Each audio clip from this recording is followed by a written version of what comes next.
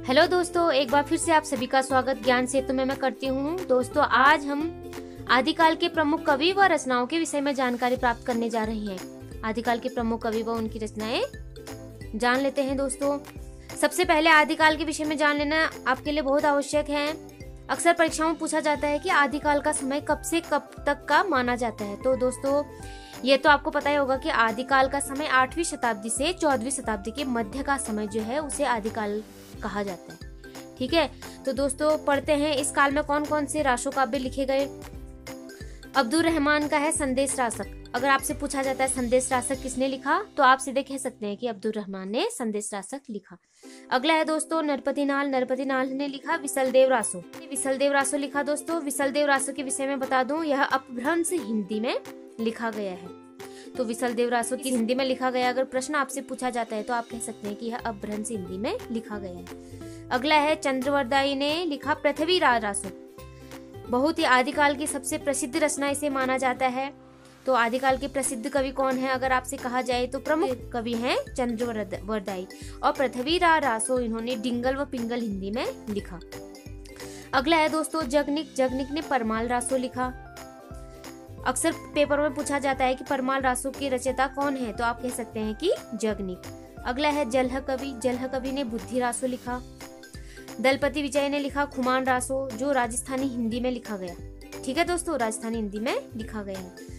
माधव दास चारण ने लिखा राम रासो और श्रीधर ने लिखा रणमल छंद। ठीक है दोस्तों, अक्सर पूछा जाता है रणमल छंद किसने लिखा, तो आप कह सकते हैं कि श्रीधर ने।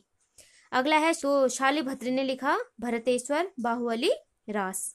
अगला है मधुकर कवि। मधुकर कवि ने लिखा है जसमयंक चंद्रिका। स्वयंभू ने लिखा है पौमचर्य।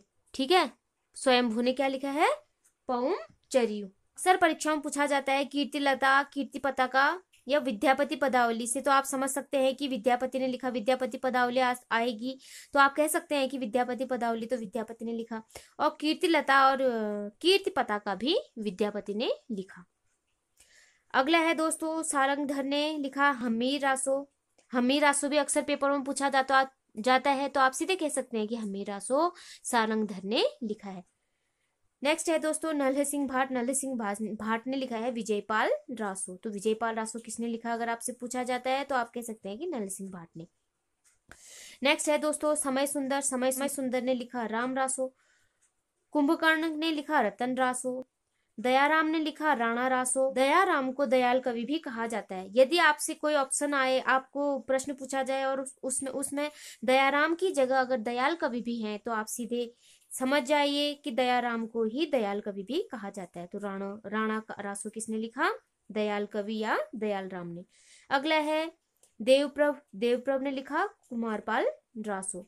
तो ये थे रासो काव्य। दोस्तों, रासो साहित्य जैन परंपरा से संबंधित है। यह भी मैं आपको बता दूं कि रासो साहित्य जैन परंपरा से संबंधित है और ये अक्सर वीर रस से प्रधान है। वीडियो आपको कैसा लगा दोस्तों, आप मुझे कमेंट बॉक्स पे कमेंट करके बता सकते हैं। अगर आप मेरे चैनल पे नए हैं तो प्लीज मेरे चैनल को सब्सक्राइब करें, चैनल को लाइक करें और अपने दोस्तों में शेयर करें ताकि वो भी रासो काव्य के विषय में जान सकेंगे।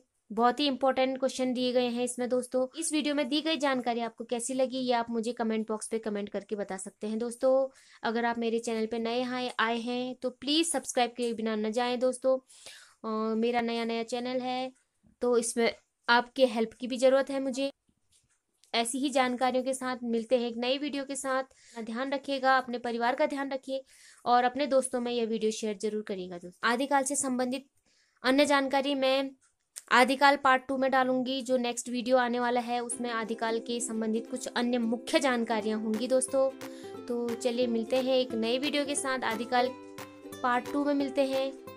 तब तक के लिए अपना ध्यान रखिए, सुरक्षित रहें। से वीडियो के अंत तक बनने के लिए बहुत बहुत धन्यवाद।